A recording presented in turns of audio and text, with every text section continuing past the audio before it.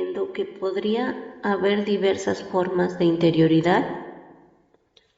Creo que el punto de partida de todo itinerario místico no puede ser otro que un acto de ruptura con la dispersión y por tanto una vuelta a uno mismo, una concentración en sí mismo. Pero en cuanto alguien se embarca en ese camino de la interioridad, se plantea siempre la siguiente pregunta: ¿vamos solos por el camino, hundiéndonos cada vez más profundamente en nosotros mismos con nuestras propias fuerzas, en busca de ese punto original de donde salimos a la existencia? O más bien, el primer paso hacia la interiorización nos ha permitido, por decirlo así, recogernos dentro de nosotros mismos, para disponernos para el encuentro con el totalmente otro. Digamos de esta forma, de quien no podemos, por menos, esperar que tome la iniciativa con la que nos desvelará algo de su misterio. En este caso, el camino hacia la interioridad se bifurca, si así puede decirse. Habremos de interrumpir el primer intento de interiorización para disponernos a salir al encuentro de aquel a quien invocamos y de cuya venida vivimos a la espera. De todas formas, esa exterioridad completamente nueva no nos lanzará la dispersión fuera de nosotros mismos, es de otra clase y nos lleva a una presencia interior que es mucho más íntima que nosotros mismos, aunque conserva su irreductible alteridad. Lógicamente se llama mística de la inmanencia o mística natural, al camino que busca al absoluto en lo más hondo del propio ser natural, y mística de la trascendencia o mística sobrenatural, a la que espera de otro que es también de otra naturaleza y de una naturaleza superior, el cumplimiento de su deseo, es decir, la mística cristiana es por sí misma esencia sobrenatural, pues lo espera todo de la gracia. La mística del Oriente es natural, pues camina con la sola fuerza de su ascesis hacia las profundidades del ser manifestado. Se trata, en este último caso, del descubrimiento de extractos profundos de nuestra interioridad psicológica. De ninguna manera. La interiorización de los caminos de la mística natural no tiene nada que ver con una introspección psicológica. No se trata de una bajada a los recovecos de la subjetividad. De lo contrario, lo que se pretende es superar la subjetividad, es decir, la individualidad finita, limitada, carente, concreta, para ir hacia su fundamento absoluto, es decir, ilimitado, que trasciende toda concreción. Por eso, las técnicas orientales buscan suspender las actividades del yo empírico para experimentar en lo posible el misterio y la riqueza del puro acto de ser, por encima de todas las diferenciaciones individualizantes y de todas las actividades personales con las que solemos comprobar nuestra participación en la existencia. Podríamos describir la dinámica propia de esta forma, llamada inmanente, como una éxtasis de la persona en el acto de ser que la lleva y la hace existir en cada instante.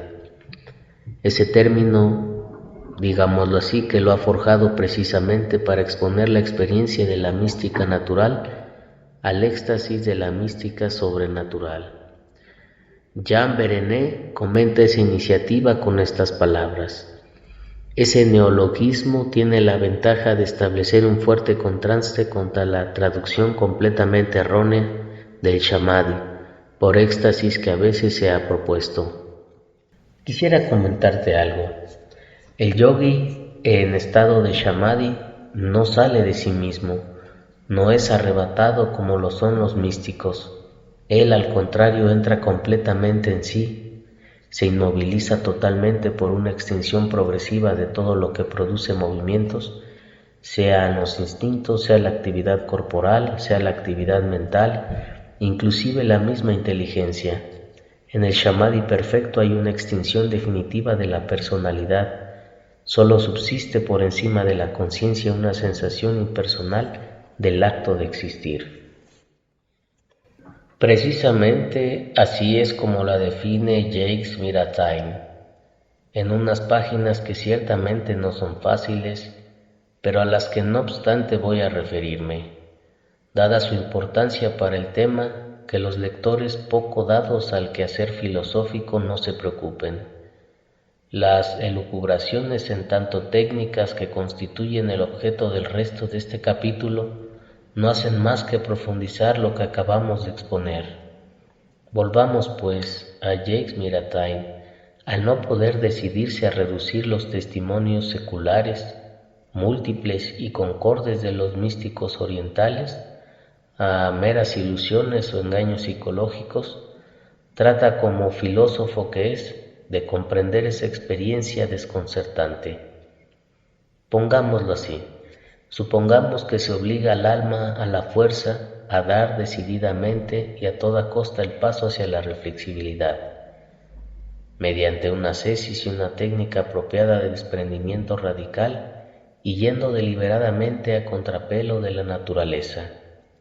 No será posible pasar corriendo todos los riesgos de la experiencia común, de la existencia del alma, a una experiencia excepcional y privilegiada que desemboque en el abismo de la subjetividad.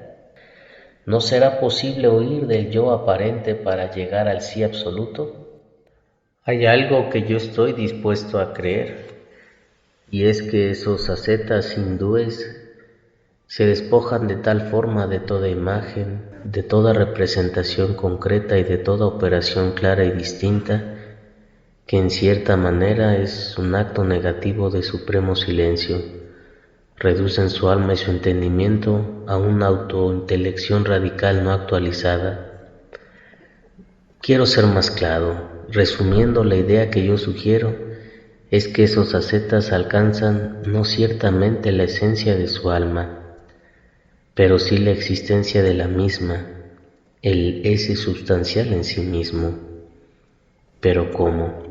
Purificando drásticamente, llevando hasta el límite esa experiencia ordinaria de la existencia de uno mismo, que aún estaba sumergida y velada en la multiplicidad fenoménica de las operaciones, mientras que ahora arriesgándolo todo por el todo y cambiando mediante un ejercicio persistente el curso normal de la actividad mental, el alma se vacía por completo de toda operación particular y de toda multiplicidad, y conoce negativamente mediante el vado y la aniquilación de todo acto y de cualquier objeto del pensamiento que provenga de fuera. Pero eso no excluye la calificación de mística.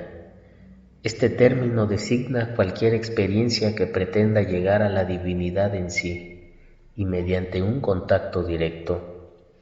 Ahora bien, para el Oriente la experiencia del sí, otro término para expresar la experiencia de la mística inmanente, se interpreta como una fusión con el ser absoluto divino, evidentemente en una perspectiva creacionista.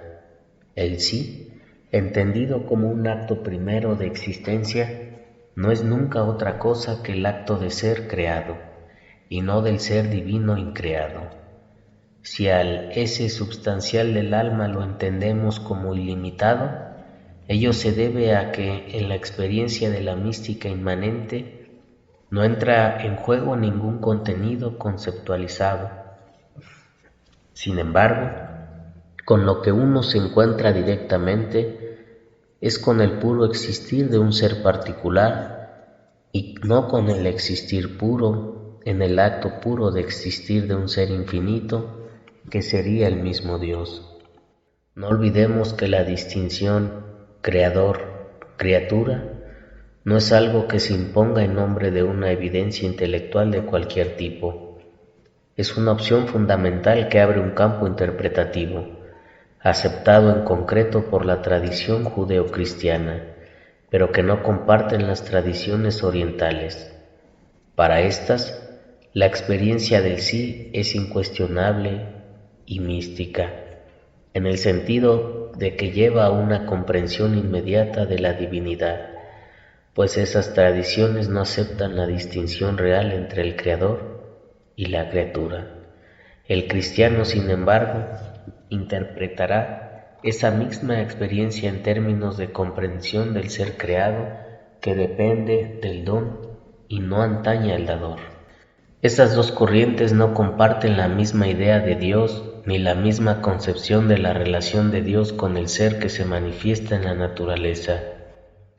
Todos nosotros conocemos más o menos bien la concepción creacionista, según la cual la creación depende en todo su ser y en todas sus concreciones del acto por el que Dios le concede la existencia a cada instante. La criatura disfruta pues de una auténtica condición ontológica, no es una ilusión ya que un acto divino le concede subsistir entre la diversidad de las esencias que vemos desplegarse a todo nuestro alrededor. Entre el Creador y su criatura hay a la vez una cercanía infinita. Podríamos incluso hablar de una cierta forma de contacto entre la causa primera y los efectos que ella pone en la existencia, y una distancia infinita y un auténtico abismo ontológico que separa al increado de la naturaleza creada. Es evidente que solo Dios podrá salvar si esa es su libre decisión, mientras que la criatura lo único que puede es disponerse para recibir esa visita que espera y que desea. Efectivamente, es muy común oír decir que la filosofía que subyace al hinduismo es panteísmo, pero no cabe duda de que es preciso matizar esa afirmación. Recordemos que el pensamiento hindú trata sobre todo de interpretar una experiencia, al final de una ascesis heroica que va radicalmente en sentido contrario al dinamismo espontáneo de nuestra naturaleza humana. El yogi ha conseguido trascender todas las actividades personales en la que experimentaba su individualidad para fundirse en un puro existir indeterminado. Esta experiencia se ha convertido en el punto a partir del cual el hinduismo y más tarde el budismo, con ciertos matices, construirá su interpretación del mundo. Por eso es lógico que esas interpretaciones relativicen la multiplicidad y acaben reduciéndola a una ilusión proveniente del desconocimiento de nuestra naturaleza profunda. Toda la realidad está condensada en ese puro acto de existir que se identifica con el ser absoluto, es decir, divino, al que solo podemos llegar mediante una negligencia voluntaria de todo lo que no sea Él, y por tanto de todo el ser manifestado en la naturaleza. Desde una perspectiva así, es difícil hablar del panteísmo, ya que ese todo al que se refiere ese término no es más que una ilusión que hay que superar si se quiere llegar al ser divino indiferenciado. En cambio, sí que podemos percibir ahí un monoísmo que se identifica al ese substancial del alma, y con el ese subsistiendo en el ser divino, postura esta en la que desembocará fatalmente cualquier reflexión de índole filosófica que se realice únicamente sobre los datos de una experiencia de mística del sí.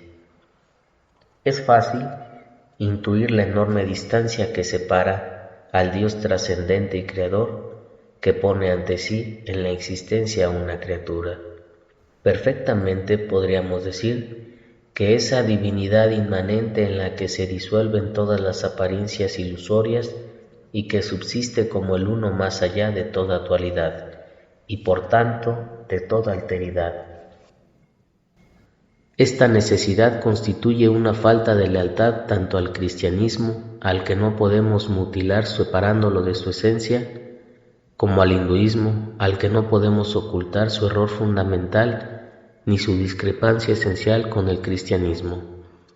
El hinduismo tiene que repudiar su ecuación Atman Braham si quiere entrar en Cristo. Usted subraya una diferencia que me parece realmente fundamental. No se marcha de la misma manera por un camino que lleva a la fusión con un ser divino impersonal que por un camino que busca el encuentro con un Dios personal que está ante nosotros en una irreductible alteridad. Precisamente por eso, Las dos místicas son distintas. La primera busca un camino basado principalmente en una diferencia y la otra que busca principalmente el encuentro con Dios personal, que es una irreductible alteridad. El camino de la inmanencia lleva a una soledad cada vez más radical, digamos la primera, o la de Oriente, que desemboca en la experiencia del éxtasis, en el sí impersonal y que no puede ser otra cosa que una absoluta soledad más allá de toda dualidad. El gurú puede indicar la dirección, pero el adepto camina solo, avanza de acuerdo a sus propias fuerzas y solo puede contar consigo mismo. Todos los medios son buenos, tanto físicos como psíquicos, e incluso químicos, con tal de que respeten la finalidad del intento, a saber, la superación de la individualidad ilusoria. El camino de la mística trascendente por su parte orienta al hombre hacia un Dios personal, en orden a un encuentro que alcanza su plenitud, en una comunión de amor que respeta la alteridad. Por supuesto que hay que ponerse en camino y eso implica renunciar y desprenderse de los falsos egos que enmascaran al verdadero yo, de los egoísmos que impiden el verdadero encuentro. Pero la ascesis es tan solo preparatoria, no puede ofrecer por sí misma la experiencia deseada, ya que ésta implica la actuación de dos libertades, y depende más, en concreto, de una iniciativa divina, pues solo Dios puede salvar la distancia que nos separa de Él. Aquí el místico no controla ni el camino ni la experiencia, es Dios quien lo conduce atrayéndolo hacia sí, y es también su Señor quien en el momento del encuentro lo rapta en un arrebato de éxtasis, es decir, de salida de sí mismo hacia Dios. Dicho de otra manera, esos dos caminos no hablan de una misma realidad de divinidad al que nos acercamos desde dos ángulos formales distintos. Por un lado el Dios personal que llama a una comunión de amor y por otro el Creador, secretamente presente en el corazón de las criaturas como un poder divino, es decir, Creador impersonal. Entiendo lo que quiere decir el sí al que se llega al final de la mística de inmanencia. No se corresponderá con lo que en una perspectiva creacionista se llama la presencia de inmensidad, es decir, la presencia creadora de Dios en todos los seres, estén dotados de razón o no. Luis Gardet se hizo ya esa pregunta en el corazón de la experiencia mística del ese substancial del alma. ¿Podrá darse una comprensión experimental del Dios en su presencia de inmensidad?